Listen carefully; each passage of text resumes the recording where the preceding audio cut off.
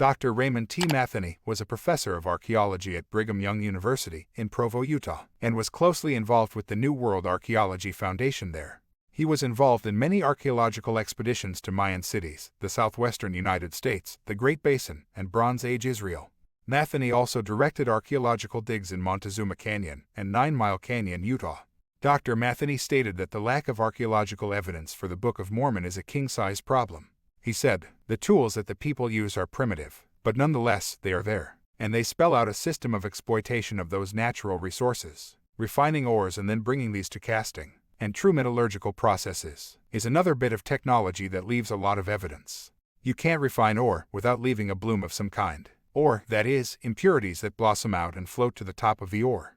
Also blooms off into silicas and indestructible new rock forms. In other words, when you have a ferrous metallurgical industry, you have these evidences of the detritus that is left over. You also have the fuels, you have the furnaces, you have whatever technologies that were performing these tasks. They leave solid evidences, and they are indestructible things. Non-ferrous metallurgical industries have similar evidences.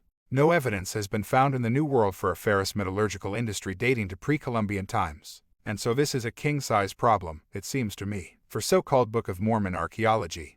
The evidence is absent. I really have difficulty in finding issue or quarrel with those opening chapters of the Book of Mormon, but thereafter it doesn't seem like a translation to me.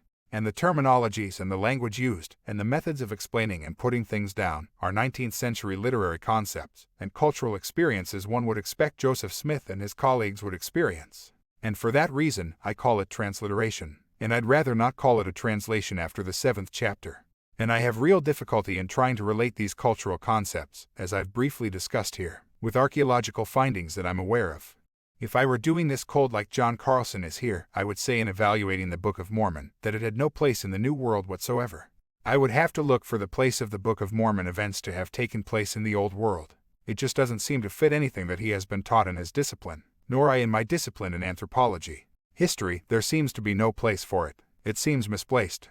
It seems like there are anachronisms. It seems like the items are out of time and place, and trying to put them into the New World. And I think there's a great difficulty here for we Mormons in understanding what this book is all about.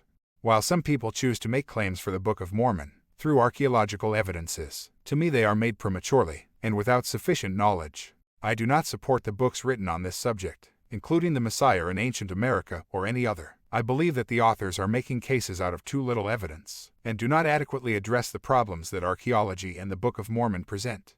I would feel terribly embarrassed if anyone sent a copy of any book written on the subject to the National Museum of Natural History, Smithsonian Institution, or other authority, making claims that cannot as yet be substantiated. There are very severe problems in this field in trying to make correlations with the scriptures. Speculation such as practiced so far by Mormon authors has not given church members credibility.